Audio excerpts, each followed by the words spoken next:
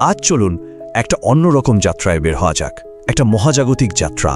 আমরা বোঝার চেষ্টা করব যে আমাদের এই মহাবিশ্বটা আসলে কতটা অবিশ্বাস্য রকম বিশাল, আর সেই বিশালতার মাঝে আমাদের নিজেদের অস্তিত্বের মানেটাই বা কী দাঁড়ায়। ভিডিও শুরু করার আগে ভাই আপনাদের একটা রিকোয়েস্ট করছি, আমাদের এই ধরনের ভিডিও তৈরি করতে খুবই কষ্ট করতে হয়।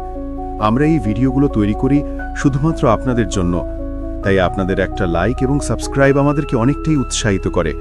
তাই দয়া করে আমাদের ভিডিওটি পছন্দ হলে লাইক করে দেবেন এবং এই ধরনের ভিডিও পেতে চ্যানেলটিকে সাবস্ক্রাইব করে দেবেন। তো একেবারে মূল প্রশ্নটা দিয়েই শুরু করা যাক, তাই না? মহাবিশ্ব আসলে কতটা বিশাল? এর ব্যাপ্তি কি আমরা সত্যি সত্যি কল্পনা করতে পারি? এই বিশালতাকে বোঝার জন্য এই কথাটা আমার কাছে অসাধারণ লাগে।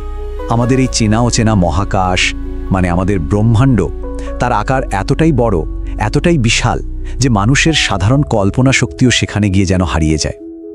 আচ্ছা, চলুন তাহলে এই কল্পনাতীত বিশালতার গভীরে একটু ঢোকা যাক। চেষ্টা করে দেখি এই ধারণাটাকে একটু সহজ করে বোঝা যায় কিনা। কিন্তু প্রশ্ন হলো, এত বড় একটা জিনিসকে কি কোনো সংখ্যা দিয়ে মাপা সম্ভব? চলুন একটা চেষ্টা তো করাই যায়।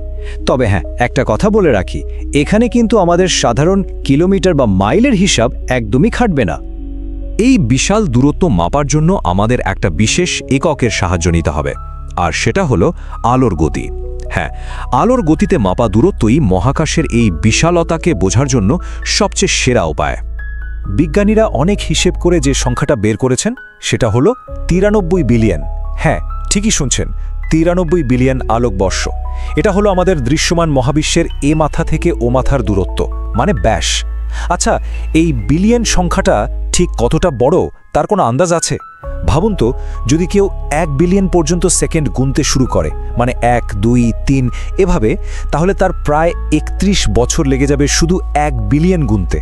এবার কল্পনা করুন তো, 93 বিলিয়ন আলোকবর্ষ আসলে কতটা বিশাল হতে পারে।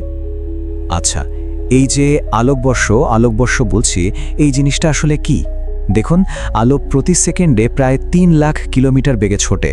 ভাবা যায়, এই অবিশ্বাস্য গতিতে একটা গোটা বছর ধরে আলো যতটা পথ যায় সেই দূরত্বটাকেই আমরা বলি 1 আলোকবর্ষ। এবার ওই 93 বিলিয়ন সংখ্যাটার কথা আবার ভাবুন, মাথাটা ঘুরে যায়, তাই না? আর সবচেয়ে অবাক করা ব্যাপার কি জানেন? এই যে 93 বিলিয়ন আলোকবর্ষের বিশাল জগৎ, এটা কিন্তু পুরো মহাবিশ্ব না, একদমই না। এটা শুধু সেই অংশটা যেখান থেকে আলো এখন পর্যন্ত আমাদের চোখে এসে পৌঁছানোর সময় পেয়েছে। এ কারণেই একে বলা হয় দৃশ্যমান বা অবজারভেবল ইউনিভার্স। এর বাইরে আরও কত কি যে আছে, সেটা হয়তো আমাদের কল্পনার বাইরে। তাহলে এত বিশাল একটা জায়গার মধ্যে আমাদের ঠিকানাটা ঠিক কোথায়? চলুন একবার খুঁজে বের করার চেষ্টা করা যাক আমরা ঠিক কোথায় আছি। আচ্ছা, শুরুটা করা যাক আমাদের চেনা জায়গা থেকে। আমরা সবাই একটা সৌরজগতে থাকি, তাই তো? আমাদের সূর্য আর তাকে ঘিরে ঘুরতে থাকা কয়েকটা গ্রহ, এই নিয়েই আমাদের ছোট্ট চেনা জগৎ। কিন্তু আমাদের এই পুরো সৌরজগৎটাই আসলে আমাদের নিজেদের গ্যালাক্সি, মিল্কিওয়ে বা আকাশগঙ্গার মধ্যে একটা ছোট্ট ধুলোর কণার মতো। লক্ষ লক্ষ কোটি কোটি তারার ভিড়ে আমাদের সূর্য একটা খুবই সাধারণ তারা, আর আমরা তার পরিবার। আর বিষয়টা এখানে শেষ না, ভাবলে সত্যি মাথা ঘুরে যায়। আমাদের এই মিল্কিওয়ের মতোই এই মহাবিশ্বে আছে শত শত বিলিয়ন গ্যালাক্সি, আর তার প্রত্যেকটার ভেতরে আবার বিলিয়ন বিলিয়ন নক্ষত্র। সংখ্যাগুলো শুধু বিশাল না, প্রায় অকল্পনীয়। তো এত কিছুর পর মূল কথাটা কি দাঁড়ালো? এই মহাজাগতিক মাপকাঠিতে আমরা অবিশ্বাস্য রকম ছোট, একটা ধুলোর কণার চেয়ে হয়তো অনেক অনেক ক্ষুদ্র।